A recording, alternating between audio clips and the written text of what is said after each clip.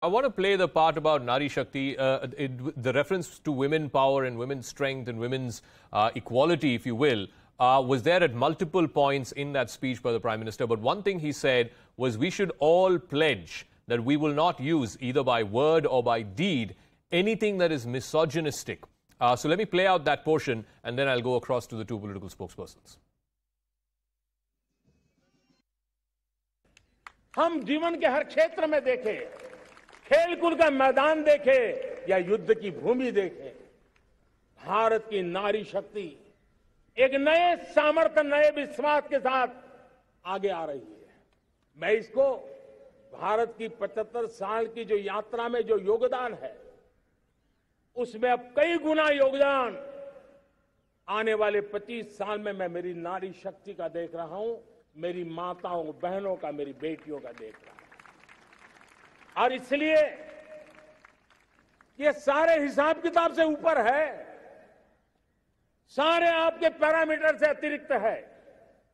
हम इस पर जितना ध्यान देंगे, हम जितने ज्यादा अवसर हमारी बेटियों को देंगे, जितनी सुविधाएं हमारी बेटियों के लिए केंद्रित करेंगे, आप देखना वो हमें बहुत कुछ लौटा करके देगी।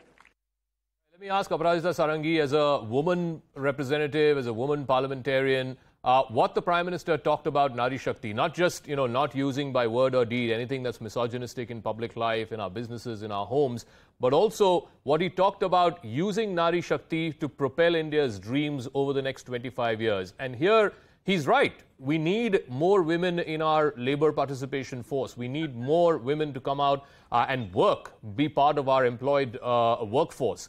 What needs to be done as a woman representative, in your opinion, what needs to be done over the next 25 years for these two things? One, increasing women participation in our labor force, and two, creating safe spaces for women, safe public spaces for women.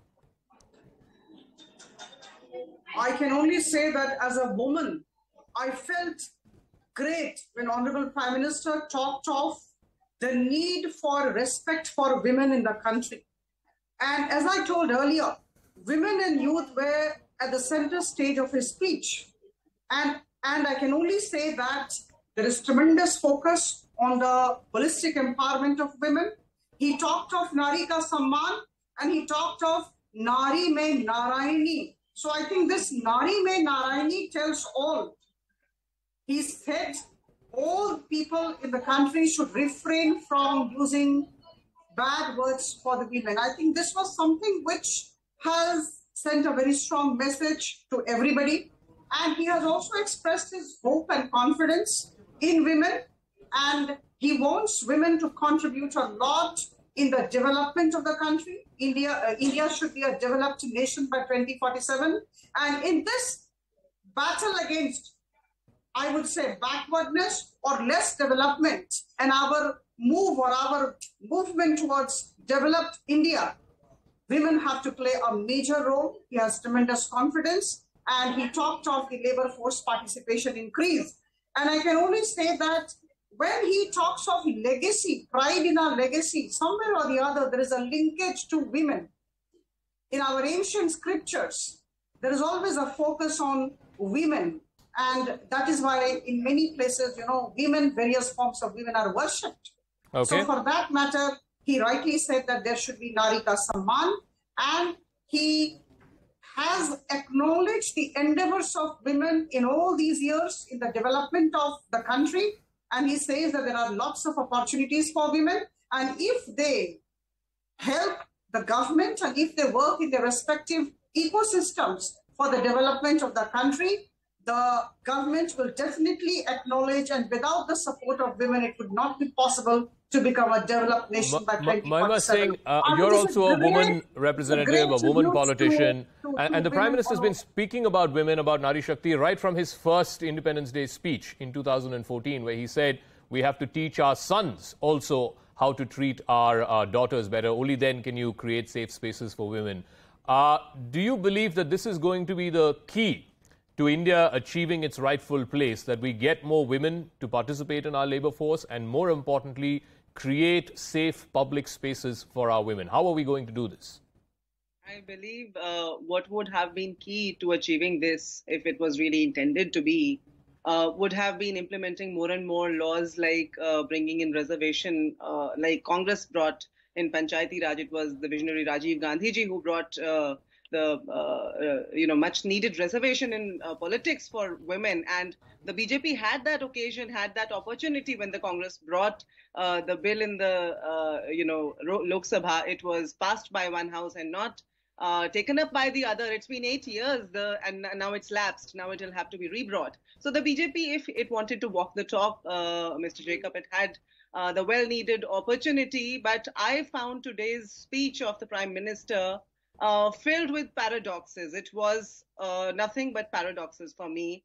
And at the same time, when he talks about misogyny, he could have well started by apologizing for all the misogynistic comments that he's made from national platforms against, one of the topmost leaders, political leaders in India, Mrs. Sonia Gandhi.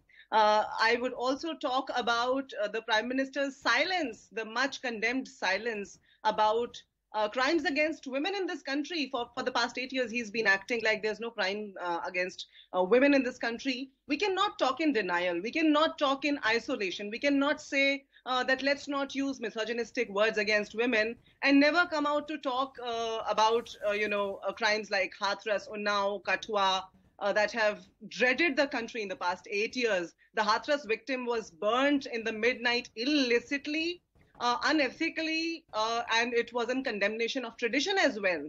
But we never heard our Prime Minister come out and talk about it. As a daughter of this country, I feel breached. I feel condemned. I feel condemned when, one of the topmost political leaders gets heckled in the parliament, which we've recently seen, and the Prime Minister never talks about it. However, the paradox is also in their actions. Everywhere, we can see that. He also talks about Anusandhan. He also, I would I'll come to the Anusandhan bit in 1 second. Let me get Aprajita Sarangi to respond to that, and then I'll come to the Anusandhan bit. Yeah. Aprajita Sarangi, yeah. See, I think this is a day when we should refrain from politics. In fact, Honorable Prime Minister's speech was very clear. And I said earlier, this speech of Prime Minister stands out because of its clarity and because of the emphasis on things that need to be emphasized in present-day India. And he talked of everything about women. Twice he referred to the need for according importance to women. Number one, he talked of, as I said earlier, Nari mein Narayani ko dekhte hain. This is very important. And number two, he said, Nadi ko maa mante hain. And he walks the talk. Think of the parliament. I think all of us, I'm a Lok Sabha MP, I think there are 78 women parliamentarians in the Lok Sabha, a huge number belonging to the BJP. This is one.